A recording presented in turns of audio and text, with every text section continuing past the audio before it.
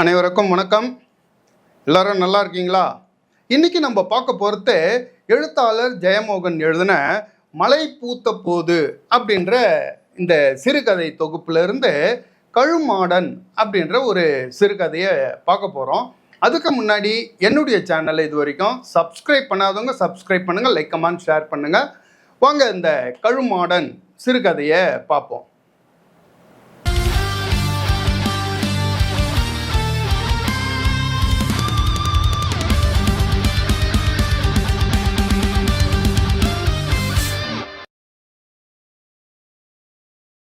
ஒரு ஒன்லைன் மட்டும் நான் முதல்லயே சொல்லிடுறேன்.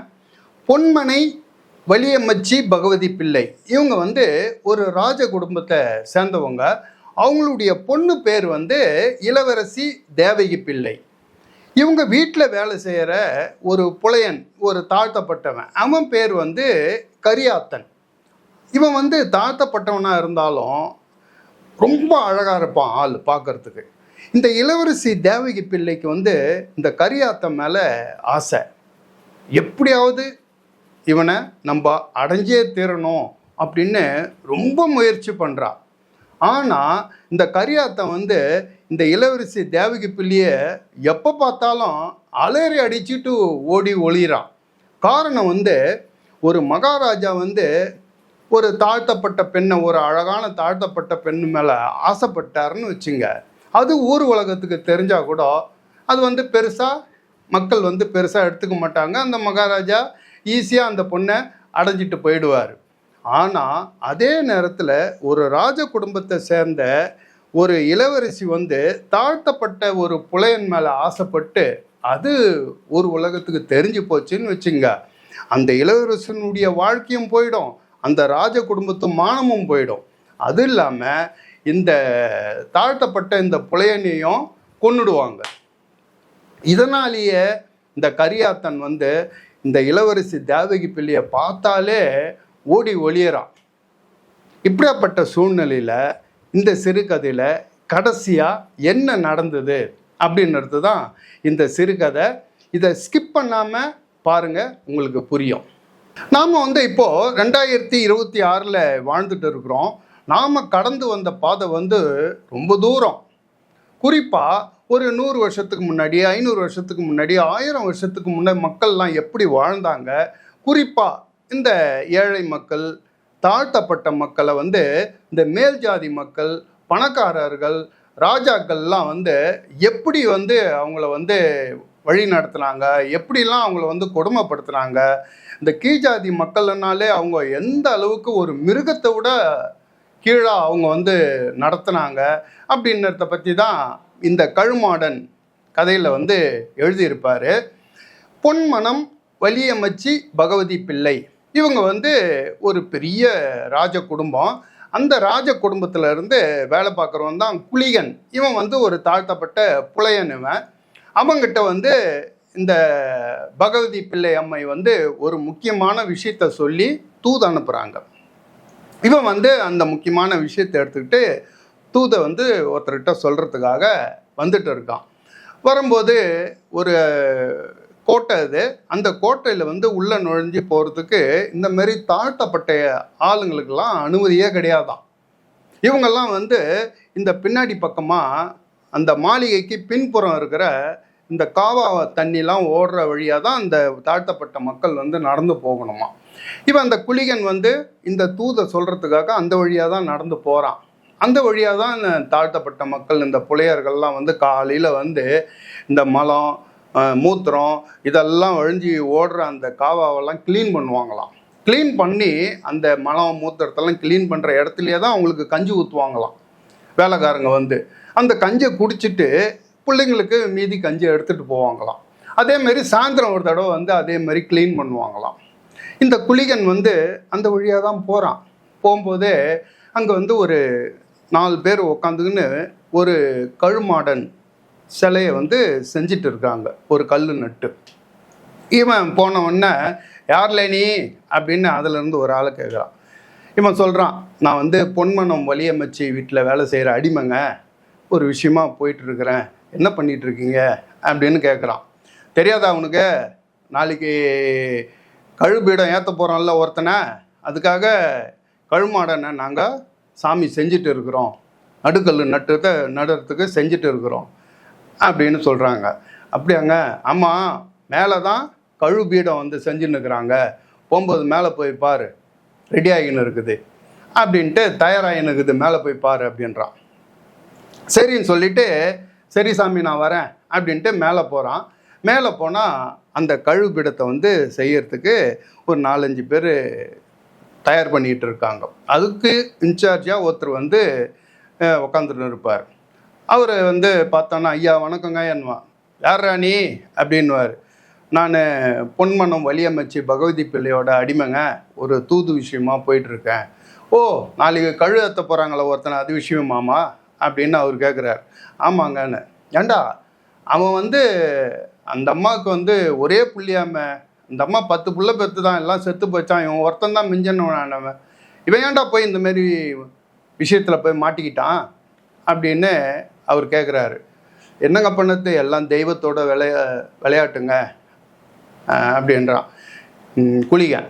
அதுக்கு அவர் சொல்கிறாரு, நாளைக்கு ஏற்றிடுவாங்க, எல்லாம் அதான் கழுபீடம் வந்து ரெடியாக இருக்குது அப்படின்னு சொல்லி அந்த கழுபீடத்தை பற்றி அவர் சொல்லுவார். இது களிமண்ணிலேயே செஞ்சு, இந்த செஞ்ச களிமண் வந்து கொஞ்ச நேரத்திலேயே பாறாங்கல் மாதிரி ஆயிடுமா. அந்த கழுபீடத்தில் உட்கார வைக்கிறதுக்கு முன்னாடி ஒருத்தனை மாடல் மாதிரி வந்து உட்கார வைக்க சொல்லுவாங்களாம். இவனுடைய நாளைக்கு கழு ஏற்ற போகிறவனுடைய ஹைட்டு வெயிட்டு உள்ள ஒரு ஆள், ஒரு பையன் அங்கே நின்றுட்டு இருப்பான். இந்த இன்சார்ஜ் அவர் உட்காந்துக்கிறவர் சொல்லுவார், டேய் இங்கே வாடா அப்படின்வார்.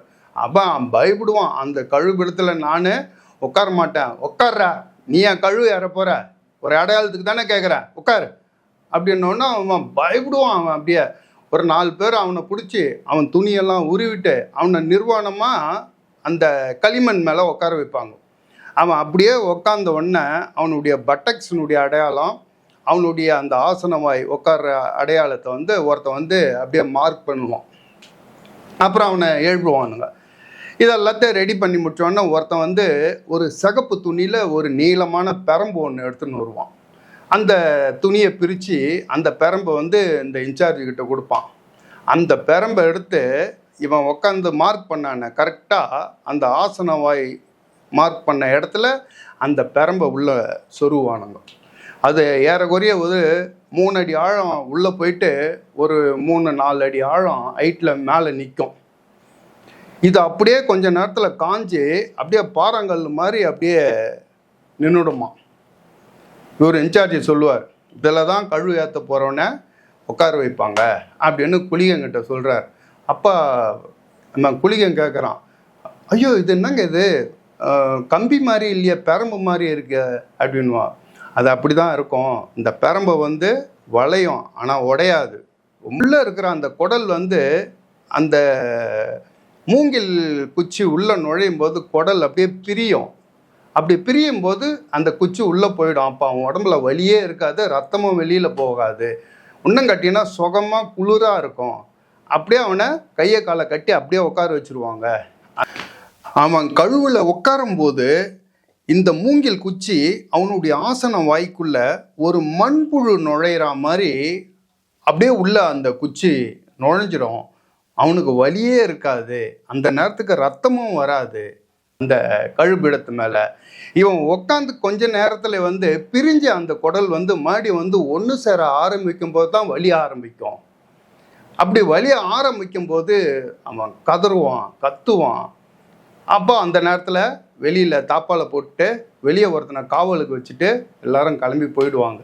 ஏன்னு கேட்டிங்கன்னா கதவை மூடாமல் வெளிப்பக்கமாக வச்சுருந்தான். அவன் கதறல் வந்து மேலே இருக்கிற பெரிய உயர் ஜாதி ஆளுங்களுடைய லேடிஸு, அவங்களுடைய பசங்கள்லாம், அம்மனிங்கெல்லாம் பசங்கள்லாம் பயந்துருவாங்களாம் அந்த சவுண்டை கேட்டுட்டு.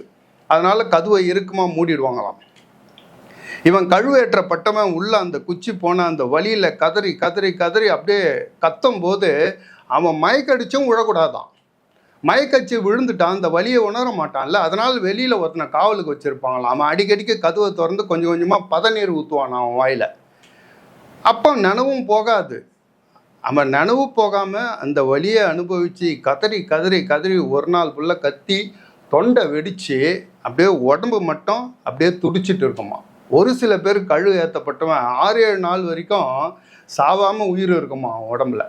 அதுக்கப்புறம் இந்த உடம்பை எடுத்துகிட்டு போய் ஆத்தங்கரை ஓரமாக வச்சு இந்த உடம்பை வந்து எரிச்சிருவாங்க அப்படின்னு இவர் இந்த குளிகங்கிட்ட இந்த கழு ஏற்றத்தை பற்றி சொல்கிறார். குளிகன் நினச்சிக்குவான் இந்த விஷயத்தை இவர் சொல்லும்போது எவ்வளோ சந்தோஷமாக சொல்கிறார் இவர் அப்படின்ட்டு மனசில் நினச்சிக்குவான். இவர் சொல்லுவார் அந்த இன்சார்ஜ், இந்த மாதிரி கழுவேற்றி முடிஞ்ச உடனே அவனை கழுமாடனா நடுக்கல் நட்டுடுவாங்க. இந்த மாதிரி நடுக்கல் வந்து இந்த இடத்துல ஏறக்குறைய 417 கல் இருக்குது அப்படின்ட்டு அவர் சொல்லுவார். சரி சாமி, நான் தூது ஒன்று சொல்லிட்டு வந்துடுறேன், நான் கிளம்புறேன் அப்படின்னு சொல்லிட்டு குளிகன் கிளம்பி போகிறான். அதேமாரி அந்த மாளிகை பின்னாடி இருக்கிற சின்ன சந்து வழியாக அந்த காவா வழியாக தான் அந்த குளிகன் போகிறான். போயிட்டு எந்த வீட்டுக்கு நம்ம போக வேண்டியிருக்குதுன்னு செக் பண்ணி பார்த்தா அந்த வீடு தான் அப்படின்னு தெரிஞ்ச உடனே இவன் மடியில் வச்சுன்னுக்கிற ஒரு ஊதலை எடுத்து ஊதுறான். அப்படி தான் ஊதணுமா, ஏன்னா தாழ்த்தப்பட்டவன்ல. அந்த ஊதலனுடைய சவுண்டு கேட்டவொடனே அந்த வீட்டில் இருந்து ஒரு படை வீரன் வெளியே வந்து என்னடா வேணாம் அப்படின்ட்டு கேட்குறான். பொன்னேமே, சாமி நான் பொன்மனம் வலியமைச்சு பகவதி பிள்ளை அம்மா வந்து தூது அமைச்சிருக்காங்க, அங்கேருந்து வந்திருக்கிறேன் அப்படின்னு மடியிலேருந்து ஒரு முத்திரை மோதிரத்தை எடுத்து அந்த படை வீரங்கிட்ட கொடுக்குறான். அவன் அதை பார்த்துட்டு தூதுவா ஓலை எதனை எடுத்துன்னு வந்துக்கிறியாடா அப்படின்றான். ஓலை கிடையாதுங்க, வெறும் வாய் சொல்லு மட்டும்தான் அப்படின்னோடனே இங்கே இரு, நான் போய் உள்ளே போயிட்டு வரேன் அப்படின்னு சொல்லிட்டு அவன் உள்ளே போய் ரொம்ப நேரம் கழிச்சு வெளியில் வந்து வா உள்ளே வா அப்படின்றான். இப்போ குளிகன் உள்ளே போகிறான். உள்ளே போனவொடனே அவன் அந்த படை வீரன் இட்டுட்டு போயிட்டு கூட கூட்டுன்னு போயிட்டு நேராக போ, அந்த பக்கத்தில் இருக்கான் பார், போய் பார் அப்படின்னு சொல்லிட்டு அவன் போயிடுறான். இப்போ குளிகன் வந்து மொல்லமாக உள்ளே நடந்து போயிட்டு போய் பார்க்குறான். அங்கே ஒரு மாட்டு தொழுவம் மாதிரி இருக்குது. அந்த மாட்டு தொழுவத்தில் ஒருத்தனை படுக்க வச்சுருக்காங்க. அவன் காலில் விலங்கு போட்டு கட்டி வச்சுருக்குது. இவன் குளிகன் மொல்லமாக கிட்ட போய் பார்க்குறான். பார்த்தா இவனுக்கு அப்படியே தூக்கி வாரி போடுது. அந்த கீழே படுத்துட்டு இருக்கிறவனுக்கு வந்து சின்ன பையன், அவனை அடி அடி அடி அடின்னு சவுக்காலேயே அடிச்சிருக்காங்க. சவுக்கு பெரம்பு அப்படி எப்படி அவன் உடம்புல அடித்த இடத்துல வந்து அவன் உடம்புல ஒரு இடத்துல கூட தோலே இல்லை. தோல் எல்லாம் அப்படியே உறிஞ்சி எடுத்துகிட்டு இருக்கானுங்க. எங்கே பார்த்தாலும் புண்ணு, அடித்த புண்ணு அப்படியே பிளந்து உடம்பு சதையே பொழந்துட்டு இருக்குது. அந்த இடத்துல சீழ் கட்டி அவன் உடம்பு முழுக்க படையாக ஈ மொச்சிட்டு இருக்குது. இந்த குளிகன் மொல்லமாக அவன் பக்கத்தில் போய் உட்காடுறான். இந்த இடத்துல ஜெயமோகன் சூப்பராக எழுதியிருப்பார். இந்த குளிகன் போய் உட்காந்த உடனே அவன் உடம்புல படப்படையாக முச்சிட்டு இருந்த அந்த ஈக்கெல்லாம் ரீங்காரம் விட்டு பறந்தன அப்படின்னு எழுதியிருப்பார்.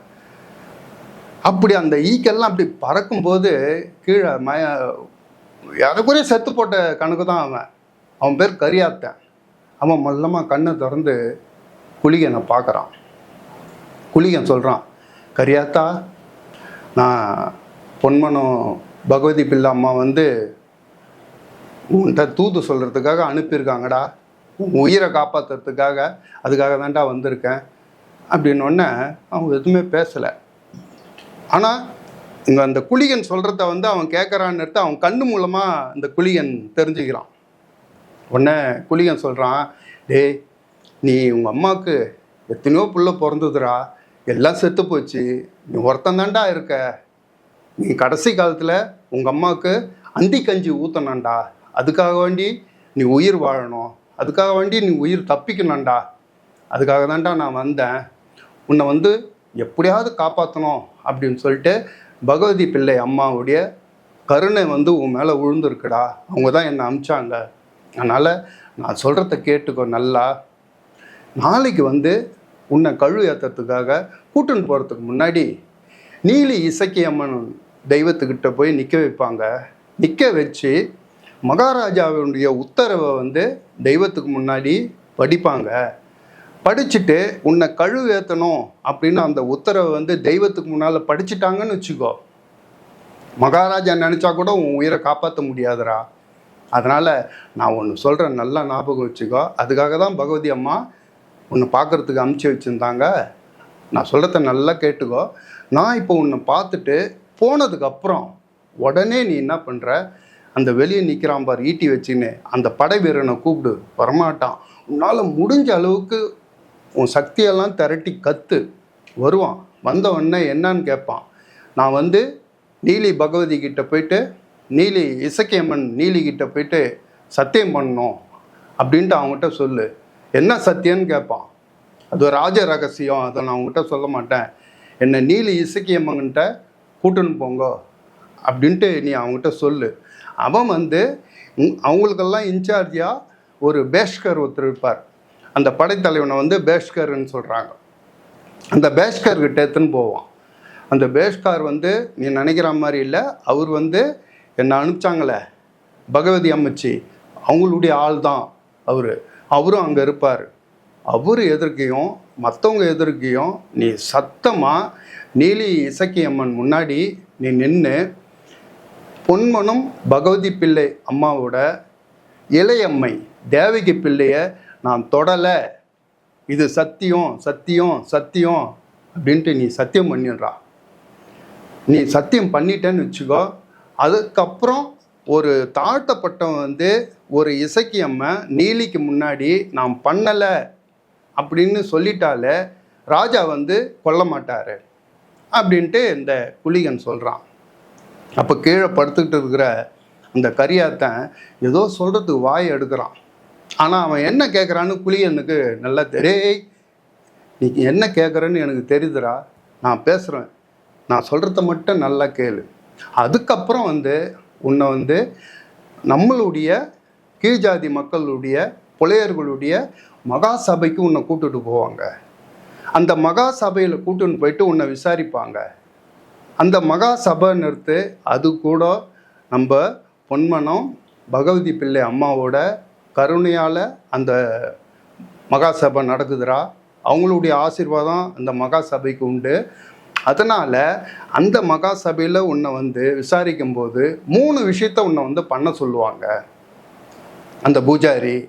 3 விஷயம் என்னன்னா, பச்சை மண்ணில் பானை பிடிக்கணும் 1, 2வது ஒரு சுட்ட செங்கலை கையில் எடுக்கணும், 3வது கொதிக்கிற எண்ணெயை குடிக்கணும்.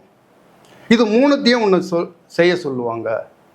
அப்படின்னொன்னே இவன் கரியாத்தன் படுத்துட்டு இருக்கோம், ஏதோ கண்ணுலேயே அப்படியே பார்த்து ஏதோ கேட்குறான். அதுக்கு குளிகன் சொல்கிறான், நீ கேட்குறது புரியுது எனக்கு, நீ பயப்படாத. அங்கே வந்து இந்த 3 விஷயத்த நீ செய்யறதுக்கு பகவதி பிள்ளை அம்மாவோட ஆளுங்க இருக்காங்க. அவங்க என்ன நினைக்கிறாங்களோ, அவங்க என்ன வேண்டுறாங்களோ அது அங்கே நடக்கும். நீ அதை பற்றிலாம் கவலைப்படாத. சூடா எண்ணெயை குடிக்க முடியுமா, பச்சை சுட்ட செங்கல் எடுக்க முடியுமா, பச்சை மண்ணில் பானை பிடிக்க முடியுமா, அப்படிலாம் நீ கவலைப்படாத. அதுக்கு நாங்கள் பார்த்துக்குறோம், அங்கே நானும் இருப்பேன். உன் வேலை வந்து ஒன்றே ஒன்று தான், அந்த இசைக்கு நீலிக்கு முன்னாடி 3 தடவை சத்தியம் பண்ணிடு. அதுதான் உன் வேலை. அதை மட்டும் நீ பண்ணிவிடு, மீதியை நான் பார்த்துக்கிறேன் அப்படின்னு குளிகன் சொல்கிறான். அதுக்கு கரியாத்தன் கேட்குறான், மாமா என்னை வந்து பிடிச்சி கொடுத்ததே வலியம்மச்சி பகவதி பிள்ளை அம்மா தானே, இப்போ எதுக்கு என் உயிரை காப்பாற்றுறதுக்கு ஒன்று அமைச்சிருக்காங்க அப்படின்ட்டு கரியாத்தன் கேட்குறான். அதெல்லாம் பெரியவங்களுடைய விளையாட்டுறா. நீ வந்து இப்போ கரியாத்தன் அப்படியே தலை குனிஞ்சு அதை கேட்டுன்னு இருக்கிறான். குளிகை மொல்லமாக சொல்கிறான், டேய் நீ கழு ஏறிட்டேன்னு வச்சுக்கோ, இளையம்மை தேவகி பிள்ளை இருக்காங்களே அவங்க வாழ்க்கையும் போச்சுடா. அவங்களையும் என்ன பண்ணுவாங்க, அந்த காலம் மாதிரி இல்லைடா. இப்போ அந்த காலத்திலலாம் வந்து இந்த பொண்ணும் செத்து போயிட்டா அப்படின்னு சொல்லிட்டு அவங்கள ரூமில் சாத்தி பிண்டம் வச்சுருவாங்க. அப்படி இல்லைன்னா முச்சந்தில் நிற்க வச்சு இந்த புலையன்களுக்கு வந்து இந்த உயர் ஜாதி பொண்ணை வந்து ஏலம் விட்டுருவாங்க. அதெல்லாம் முன்னாடி இருந்தது, இப்போ அப்படி கிடையாது. ஆனால் இப்போ என்ன பண்ணுவாங்க, இந்த இளையம்மை தேவகி பிள்ளையை யாராவது ஒரு கீழ் ஜாதி நாயருக்கு கல்யாணம் பண்ணி வச்சுருவாங்க. அவளுக்கு பிறக்கிற குழந்தை வந்து எந்த சொத்துமே அந்த குழந்தைக்கு வராது, எந்த பதவியுமே கொடுக்க மாட்டாங்க. அவளுடைய வாழ்க்கை அப்படியே கொஞ்சம் கொஞ்சமாக சீரழிஞ்சு போயிடும்டா. அதனால தான்டா சொல்கிறேன் கரியாத்தா, அவங்களுக்காகவும் பார்க்காத, முதல்ல உனக்காக பாரு. உனக்கு உங்கள் அம்மா வந்து 10 புள்ள பெருத்த எல்லாம் செத்து போய் நீ ஒரு ஆள் தாண்டா அவளுக்கு கொல்லி வைக்கிறதுக்கு இருக்கிற, அவளுக்கு அந்தி கஞ்சி ஊற்றுறதுக்கு நீ ஒருத்தன் தாண்டா இருக்கிற, அவளுக்கு நீ இருக்கணும்டா, அது உன் கடமைடா. அதுக்காக வேண்டியாவது நீ அந்த சத்தியத்தை பண்ணி இந்த கழு ஏத்தத்துலேருந்து தப்பிச்சு நீ உயிர் வாழணும்டா கரியாத்தா அப்படின்ட்டு புலியன் சொல்கிறான். அப்போ கரியாத்தான் சொல்கிறான், மாமா ஒன்று உங்களுக்கு தெரியுமா மாமா, என்னை அந்த இளையம்மை தேவகி பிள்ளை தான் மாமா கூப்பிட்டுட்டே இருந்தாங்க எப்போ பார்த்தாலும். அப்போ புலிகன் சொல்கிறான், தெரியும்டா எனக்கு, உன் அழகில் அந்த பொண்ணு மயங்கிட்டாடா, என்ன பண்ணுறது, இதெல்லாம் பெரிய எடுத்து சமாசாரம்டா அப்படின்னா. இல்லை மாமா, நான் அவங்கள பார்த்தாலே, அந்த இளையம்மை தேவகி பிள்ளையை பார்த்தாலே ஓடி ஒளிவேன் மாமா, எங்கள் அம்மாவை கொன்னுடுவேன் அப்படின்னு சொல்லிட்டு என்னை விடாமல் என்னை தொந்தரவு பண்ணிகிட்டே இருந்தாங்க மாமா. அப்படியே நான் அவங்க கண்ணிலேயே படக்கூடாதுன்னு சொல்லிட்டு நான் 6 மாதம் ஒளிஞ்சிட்டு இருந்தேன். ஒரு நாள் அவங்க வீட்டில் வேலை செய்கிற வேலைக்காரி தான் என்னை பார்த்துட்டு, டேய் கரியாத்தா ஒரு வேலை இருக்குது வா அப்படின்னு கூப்பிட்டாங்க. நான் அந்த நெல் புறக்குள்ளே உள்ளே போனால் அங்கே இளையம்மை தேவகி பிள்ளை நின்றுட்டு இருக்கிறாங்க. எங்கள் 2 பேரையும் பார்த்த வலியமைச்சி பகவதி பிள்ளை எங்கள் 2 பேரையும் பார்த்த உடனே தேவகி பிள்ளை அப்படியே கதறி அழுது, அம்மா என்னை கட்டி பிடிக்க வந்தாம்மா அப்படின்னு சொல்லிட்டு என்னை கை காட்டி விட்டாங்க மாமா அப்படின்னு கரியாத்தான் சொல்கிறான்.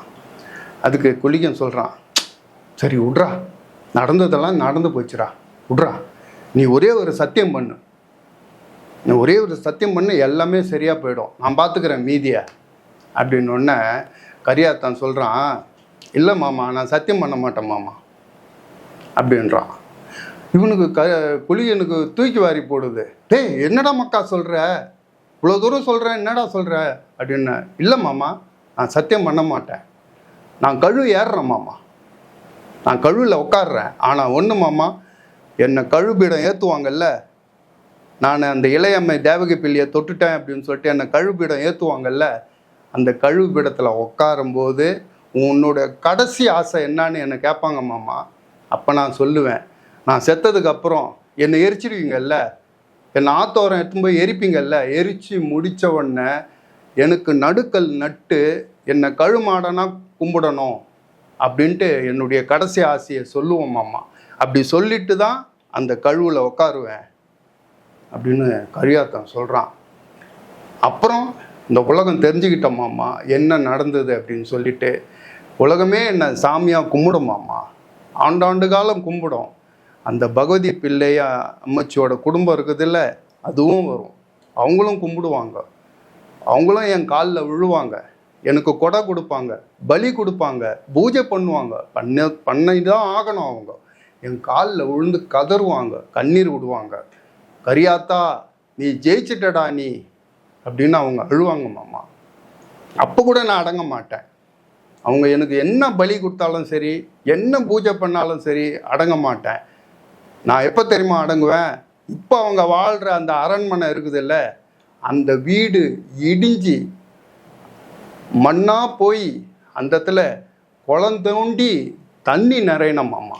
அந்த வீடு ஒரு குளமாக மாறி தண்ணி நிறையணும், அப்போ தான் நான் நிறைவேன் அப்படின்னு கரியாத்தன் சொல்கிறான்.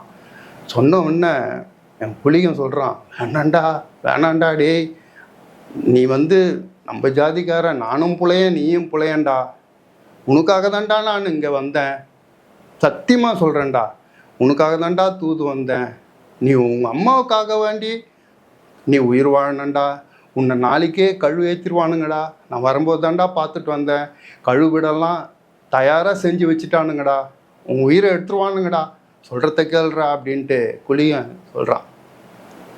உயிர் போனால் மயிராச்சு மாமா. கொஞ்ச நேரத்துக்கு முன்ன நீங்கள் சொன்னீங்கல்ல, என்னை கழு ஏற்றுற அந்த பாவம் அவங்கள சேரும் அப்படின்ட்டு மட்டும்தான் பயப்படுறாங்க அவங்க அப்படின்ட்டு நீங்கள் சொன்னீங்கல்ல, அந்த பாவத்தை மட்டும்தான் மாமா நம்மளால் அவங்களுக்கு கொடுக்க முடியும், நம்மளால் அவங்களுக்கு வேறு என்ன மாமா கொடுக்க முடியும், அதுக்காக வேண்டிய நான் கழு ஏறுறேன் மாமா. ஏய் வானாண்டா மக்கா அப்படின்னோடனே கரியாத்தன் சொல்கிறான், என்ன நாளைக்கு தானே விசாரணைக்கு கொண்டு போகிறாங்க அப்படின்ட்டு நீங்கள் சொன்னீங்க, இல்லை மாமா, என்னை இன்றைக்கே கொண்டு போகிறாங்க. நாளைக்கு வந்து கிருஷ்ணன் கோயிலில் பூஜை இருக்குது, அதுக்கு வந்து பேஷ்கார் வந்து அங்கே போகிறாரு. அதனால் என்னை இன்றைக்கே விசாரணை பண்ணி இன்றைக்கே என்னை கழு ஏற்றிடுவாங்க மாமா அப்படின்ட்டு கரியாத்தன் சொல்கிறான். உடனே குளியன் சொல்கிறான், அண்ணாண்டம்மக்கா சொல்கிறத கேள்றா அப்படின்னும்போது 2 படை வீரர்கள் உள்ளே வராங்க. இவனை கூட்டுன்னு போகிறது உள்ளே வந்து அந்த கரியாத்தனை அப்படியே தூக்கி நிற்க வைக்கிறாங்க. அவன் காலெல்லாம் இவ்வளோ பெருசாக யானை கால் மாதிரி வீங்கிட்டு இருக்குது, அடி வாங்கி வாங்கி. அவனை கை பிடிச்சி அப்படியே தூக்கி நிற்க வைக்கிறாங்க. நிற்க வச்சு அவன் காலில் போட்டிருந்த விலங்க கட்டுறாங்க. இந்த இடத்துல ஜெயமோகன் எழுதியிருப்பார், அவன் காலில் அணிந்திருந்த அந்த விலங்கனுடைய சத்தம், அந்த சத்தத்தை கேட்டு குளியனின் நெஞ்சம் நடுங்கியதுன்னு எழுதியிருப்பார்.